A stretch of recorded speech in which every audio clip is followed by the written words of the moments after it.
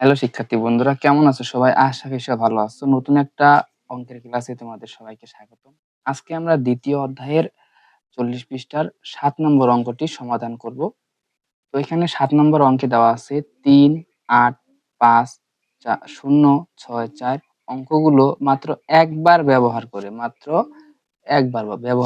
এই অঙ্কগুলো মাত্র একবার ব্যবহার করে গঠিত বৃহত্তম ও ক্ষুদ্রতম। বৃহত্তম মানে হচ্ছে বড় ও ক্ষুদ্রতম মানে হচ্ছে ছোট সংখ্যার পার্থক্য। আমরা কি পার্থক্য বের করব এবং বড় এবং ক্ষুদ্রতমের পার্থক্য বের করি, এটাই বলা আছে। তো দেখো আমরা কিভাবে অঙ্কটা করেছি তোমাদের একটু বুঝাই দেই। তো বলছে যে এই যে এখানে কয়েকগুলো সংখ্যা দেওয়া আছে, এই সংখ্যাগুলো মাত্র একবার ব্যবহার করে বড় ও ছোট এর পার্থক্য বের করি। তো অঙ্কটা আমরা এভাবে করতে পারি।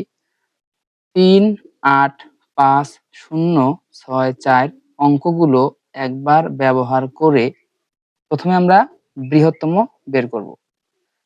বৃহত্তম সংখ্যা হচ্ছে প্রথমে যে বড় অঙ্কগুলো আছে, এই বড়টাকে আমরা প্রথমে নেব এবং তারপর দেখবো যে ছোট কোনটা আছে, এভাবে আমরা পর পর সাজাবো। তো এখানে দেখো প্রথমে কিন্তু বড় আছে ৮, আমরা এখানে ৮ লিখেছি।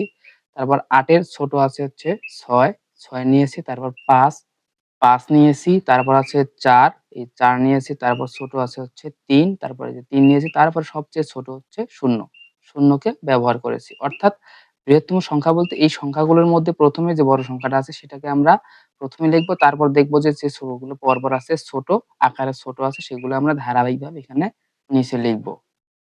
তারপর এখন বলছে যে ক্ষুদ্রতম, আমরা এখন ক্ষুদ্রতম সাজাবো। ক্ষুদ্রতম মানে হচ্ছে সবচেয়ে ছোট থেকে তারপর আমরা কি বড় পর্যায়ে যাব। তো এখানে সবচেয়ে ছোট কিন্তু ০ আছে। আমরা এখানে কিন্তু আগে ৩ দিয়েছি। কি জন্য দিয়েছি? কারণ কোন সংখ্যার ধরো এখানে ৩, তার আগে ০ যদি আমরা দেই, ০ র কিন্তু কোনো মান হয় না। এজন্য আমরা আগে ৩ দিয়েছি, তারপর ০, তখন কিন্তু ৩০ হয়। হ্যাঁ? এজন্য আমরা আগে ৩ দিয়েছি। তারপর দিয়েছি ০। তার থেকে বড় কি আছে? ৪ আছে, ৪ আছে, তারপর বড় আছে ৫, তারপর ৬ এবং তারপরে ৮। তাহলে আমরা বৃহত্তম সাজালাম এবং ক্ষুদ্রতম সাজালাম। এখন যেহেতু আমাদের পার্থক্য বলছে, সেহেতু আমাদের এখানে বিয়োগ করতে হবে। হ্যাঁ? বৃহত্তম সংখ্যা থেকে ক্ষুদ্রতম সংখ্যা বাদ দিলে আমাদের যেটা বেরোবে ওইটা হচ্ছে এই বৃহত্তম এবং ক্ষুদ্রতম সংখ্যার মধ্যে পার্থক্য। তো এটা বিয়োগ করে আমরা এই যে এটা বিয়োগফল পেয়েছি। পার্থক্য কত আসলো? একক, দশক, শতক, হাজার, অযুত, লক্ষ। ৫,৬০,৮৬২। নির্ণয় উত্তরটি হবে ৫,৬০,৮৬২। এটাই হচ্ছে তোমাদের অঙ্ক।